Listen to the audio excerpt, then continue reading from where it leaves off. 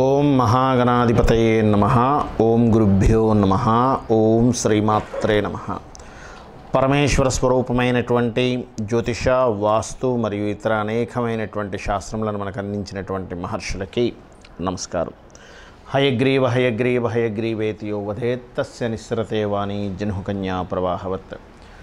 అరుణాం కరుణాతరంగితాక్షీం ధృతపాశాంకుశపుష్పబాణచాపాం అనిమాదిభిరావృతాం మయూకైః అహమిత్యేవ విభావయే భవానీం. శ్రీమాత్రే నమః.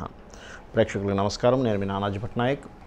మనం ఈరోజు ఎన్నో కష్టాలు అనుభవిస్తూ ఉంటాం. ఒక్కొక్క వ్యక్తి ఒక్కో రకమైనటువంటి కష్టాన్ని అనుభవిస్తూ ఉంటాడు. అంటే ఒక వ్యక్తికి ఉద్యోగం లేకపోవడము, మరొక వ్యక్తి వివాహం అవ్వకపోవడము, మరో వ్యక్తి అప్పులు ఊబుల్లో కురుక్కుపోవడం, అదేవిధంగా మరి కొంతమందికి సంతానం లేకపోవడం కావచ్చు. కొంతమంది ఏదైనా కర్మాగారం ప్రారంభించి అది ముందుకు వెళ్ళకపోవడము, వ్యాపారాల్లో ఇబ్బంది కలగడము, శత్రు బాధలు, అదేవిధంగా మానసికంగా ఏదో ఒక రుగ్మతతోని అనారోగ్యంతో ఏదో రుగ్మతతోని ఇబ్బంది పడుతూ ఉంటారు.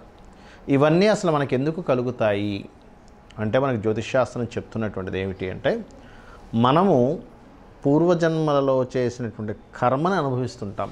కర్మ అంటే అది మంచిదే అయి ఉంటుంది, లేదా ఇంకొకరిని ఇబ్బంది పెట్టినటువంటిది అయి ఉంటుంది. గుర్తుపెట్టుకోండి.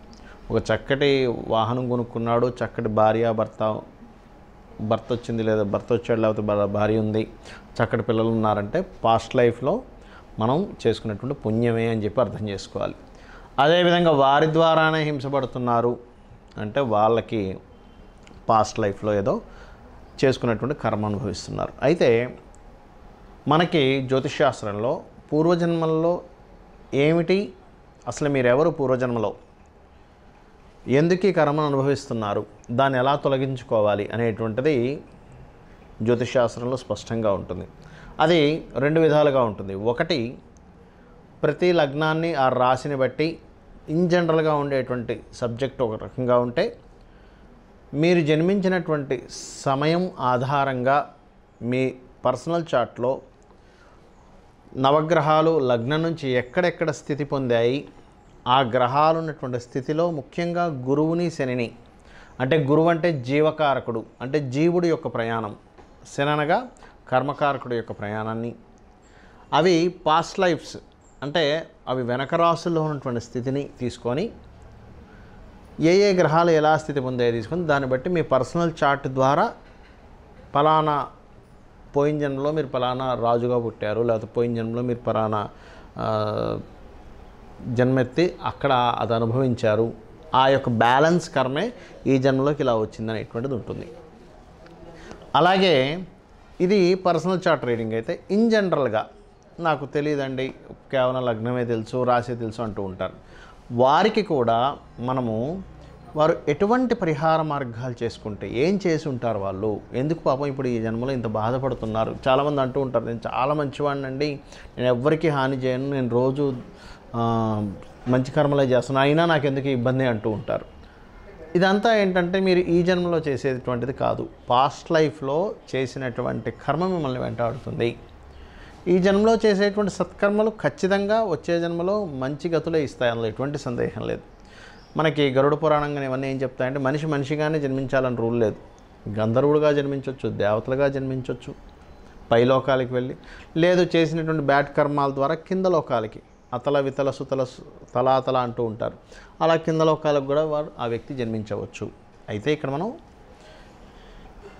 ఎవరు ఏ లగ్నం వారు, ఆ లగ్నం తెలియనటువంటి వారు ఏ రాశి వారు ఎటువంటి కర్మ వల్ల ఈ ఇబ్బంది పడుతూ ఉంటారు, దానికి ఎటువంటి పరిహారం చేసుకోవాలి, అది గోసేవ పరంగా చేసుకోవచ్చు, లేనట్లయితే నామస్మరణ ద్వారా చేసుకోవచ్చు. మీకున్నటువంటి 6వ స్థానాధిపతి 5వ స్థానాధిపతి ఎవరు అని తీసుకొని దాన్ని బట్టి ఎటువంటి దానమైనా ఇచ్చి ఆ కర్మను తొలగించుకోవచ్చు.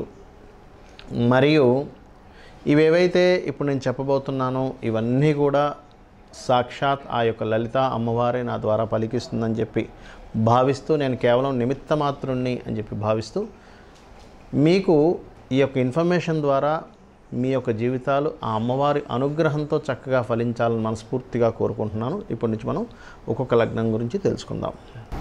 ఇక 10వ లగ్నమైనటువంటి మకర లగ్నము ఆర్ మకర రాశి. దీనిలో జన్మించినటువంటి వారికి మకర రాశిలో ముఖ్యంగా ఇక్కడ నక్షత్రాలు ఉంటాయి. ఉత్తరాషాఢ 2, 3, 4 పాదాలు, శ్రవణ నక్షత్రము మరియు ధనిష్ట 1, 2 పాదాలు. ఈ యొక్క నక్షత్రాల వారికి కూడా ఇప్పుడు చెప్పుకోబోయేటువంటిది వర్తిస్తుంది. అయితే మకరం వారు పూర్వజన్మలో ఏమై ఉంటారు, అలాగే శాస్త్రం ఏం చెప్తుంది అంటే మనం పూర్వజన్మలో చేసినటువంటి కర్మల ఆధారంగా ఈ జన్మ మనకు లభిస్తుంది. అందులో మంచివి ఉంటాయి, అవతల మనల్ని ఇబ్బంది పెట్టినటువంటి కర్మ కూడా మనకు వస్తూ ఉంటుంది. దీన్నే భృగునంద నాడిలో జీవుణ్ణి కర్మకారకుణ్ణి తీసుకుంటారు. జీవుడు అంటే గురువు, అంటే మన జన్మజాతకంలో గురువు ఎక్కడున్నాడు, దానికి వెనక రాశుల్లో ఉన్నటువంటి పరిస్థితి ఏమిటి, ఏ ఏ గ్రహాల చేత వెనక రాశి సంబంధం ఏర్పడింది అనేటువంటి చూస్తాం. అలాగే కర్మకారకుడైనటువంటి శని కూడా ఎక్కడున్నాడు ఏమిటనేది చూసి భృగునంద నాడిలో మీరు పాస్ట్ లైఫ్లో చేసినటువంటి కర్మ ఇది, ఈ కర్మ ఆధారంగా ఈ యొక్క జన్మలో ఇది అనుభవిస్తున్నాము, కాబట్టి దీన్ని తొలగించుకోవడానికి ఈ మంత్ర సాధనలు, అదేవిధంగా ఈ యొక్క గోసేవ, అలాంటి దేవతార్చన చేయమని చెప్తూ ఉంటారు. అదేవిధంగా జీవుడు అంటే లగ్నం కూడా జీవుడే, కాబట్టి లగ్నాధిపతి 12వ స్థానం ఏమవుతుంది, ఇక్కడ చూసినట్లయితే మనకి మకర లగ్నం అయింది. కాబట్టి ఇన్ జనరల్గా అంటే మనకి జాతకం పూర్తిగా తెలియని వారు మకర లగ్నాది కూడా చూసుకోవచ్చు.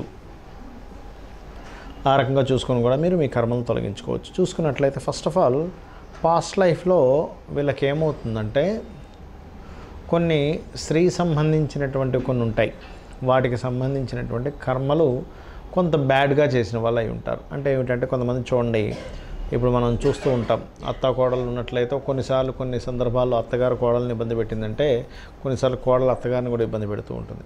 లేదా ఒక పురుషుడికి స్త్రీ చక్కటి భార్య వచ్చినా కూడా అతన్ని ఇబ్బంది పెట్టడం కానీ, లేకపోతే ఆమె మనీ రిలేటెడ్ సంబంధించిన విషయాల్లో, అంటే ఒక్కోసారి చూడండి మనం అప్పులు తీసుకొని ఎగ్గొడుతూ ఉంటాం. అప్పుల రూపంలో తీసుకుంటారు కానీ వాళ్ళకి తీర్చవలసినవి తీర్చరు.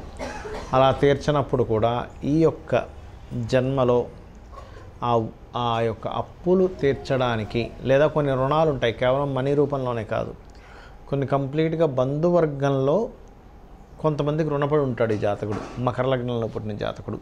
కాబట్టి ఆ బంధువర్గాలందరినీ మీరు గమనించండి, వాళ్ళ లైఫ్లో చాలామంది బంధువులకి ఇతని యొక్క కష్టం కావచ్చు, ఇతని యొక్క ప్రతిదీ కావచ్చు వాళ్ళకి షేర్ అవుతూ ఉంటుంది. బికాజ్ ఆఫ్ పాస్ట్ లైఫ్లో చేసినటువంటి కొన్ని కర్మలు ఈ జాతకుని ఈ రకంగా ఇబ్బంది పెడుతూ ఉంటాయి. అంటే ఇబ్బంది పెట్టడం కూడా కాదు, ఆ కర్మలు తీర్చుకుంటూ ఉంటాడు. అయితే ఇక్కడ మీరు గమనించవలసింది ఏమిటంటే ధనస్సు లగ్నంలో జన్మించాము, ఫైనాన్స్ రిలేటెడ్గా ఏదైనా మ్యాటర్ అంటే ఫైనాన్స్ రిలేటెడ్ వాటిలో ఉన్న వాళ్ళే ఉంటారు పాస్ట్ లైఫ్లో. అంటే మకర లగ్నంలో ఇప్పుడు జన్మించాము అంటే పాస్ట్ లైఫ్లో ధన సంబంధం ఉంటుంది. అంటే ఏంటి, పాస్ట్ లైఫ్లో ఫైనాన్స్ రిలేటెడ్, అప్పు రిలేటెడ్ సంబంధించిన, అంటే డెబిట్స్ క్రెడిట్స్ రిలేటెడ్ సంబంధించిన, అలాగే స్త్రీ చేత ఏదైనా సరే కొంతవరకు రుణం మిగిలిపోయి, అలాగే దైవ కార్యాలు చేసేటువంటి వారయ్యుండి దైవ కార్యాలు చేసే సమయంలో కొన్ని చేయకూడనటువంటి కొన్ని పనులు చేయడం ద్వారా ఆశకు పోయి అటువంటి వాటి ద్వారా కొన్ని ఇబ్బందులు వీళ్ళు తెచ్చుకుంటారు ఈ లైఫ్లోకి. అయితే దీన్ని మరి తీర్చుకోవడం ఎలాగా అని చెప్పి చూసినట్లయితే ఇక్కడ ప్రధానంగా ఇవ్వవలసిన దానం ఏమిటి రెగ్యులర్గా అని చెప్పి చూసినట్లయితే మీరు ఈ యొక్క మకర లగ్నంలో జన్మించినటువంటి వారు పెసలు తీసుకోండి, 1 kg పెసలు, గ్రీన్ కలర్ వస్త్రము తీసుకోండి. పెసలు, గ్రీన్ కలర్ వస్త్రం ఏదైనా సరే బ్లౌజ్ పీస్ అవ్వచ్చు, టవల్ అవ్వచ్చు, లేనట్లయితే పంచ అవ్వచ్చు తీసుకొని ఈ రెండింటినీ కలిపి బుధవారం నాడు మీకు దగ్గరలో ఉన్నటువంటి పురోహితుడికి దానంగా ఇవ్వండి. అలాగే నిత్యము ఏ దేవత ఆరాధన చేసుకుంటే మీకు కర్మ తొలగుతుంది అని చెప్పి చూసినట్లయితే లలితా అమ్మవారి యొక్క ఆరాధన రెగ్యులర్గా చేసుకోవాలి. అలాగే గోవులకి చక్కగా మీరు ఏంటంటే గోంగూర తినిపించడము, గ్రాసము తినిపించడం చేస్తూ ఉండాలి. నవగ్రహాల్లో బుధగ్రహం దగ్గర దీపారాధన చేస్తూ ఉండాలి. బుధ శుక్ర 2 గ్రహాల దగ్గర చేస్తే ఇంకా మంచిది చెప్పాలంటే. అలాగే వీటితో పాటు మనకి లలితా సహస్రనామాలలో ముఖ్యంగా ఏ నామస్మరణ చేస్తే చాలా బాగుంటుంది అని చెప్పి చూసినట్లయితే మీరు ఇక్కడ పర్టికులర్గా కర్పూర వీటి కామోద సమాకర్ష దిగంతర అనేటువంటి నామస్మరణ చేయడం అన్ని విధాల ఉత్తమం. అంటే ముందు ఓము లాస్ట్లో నమః కలుపుకొని ఓం కర్పూర వీటి కామోద సమాకర్ష దిగంతరాయై నమః అంటే అమ్మవారట తాంబూలం వేసుకుంటుంది. ఆ తాంబూలంలో యాలకులు, కర్పూరము, వీటన్నిటితో కలిపిన తాంబూలం వేసుకుంటున్నప్పుడు ఆ నోరు ఏదైతే అమ్మవారు వేసుకుంటుందో ఆ సువాసన, తాంబూలానికంటే ఒక సువాసన ఉంటుంది కదా, ఆ సువాసనలో ఈ జగత్తుకు మొత్తం అంటే ఈ విశ్వంలో ఉన్న అన్ని లోకాలకి వెళ్ళి అబ్బాయి ఎంత చక్కటి సువాసన అమ్మవారిది అనుకుంటూ ఉంటారట. ఇది ఎందుకు చెప్తున్నానంటే నేను మీకు ఇక్కడ పాస్ట్ లైఫ్లో కొంతమందితో స్త్రీలతో ఉండేటువంటి శత్రుత్వాలు కానివ్వండి, మనీ రిలేటెడ్ సంబంధించినటువంటివి ఏవైనా సరే మీరు చేసిన దోషాలు ఏవైతే ఉంటాయో ఇవన్నీ సెకండ్ హౌస్ సంబంధించినటువంటివి, అప్పులు మిగిలిపోయాయి, ఆ అప్పులకు సంబంధించి మళ్ళీ కొత్తగా అప్పులు చేసి ఇబ్బంది పడడం లాంటివి జరుగుతూ ఉంటాయి. ఈ కర్పూర వీటి కామోద సమాకర్ష దిగంతర అనేటువంటి తాంబూలం ఏదైతే ఉంటుందో, ఆకు ఏదైతే ఉందో బుధుడు కారకుడు.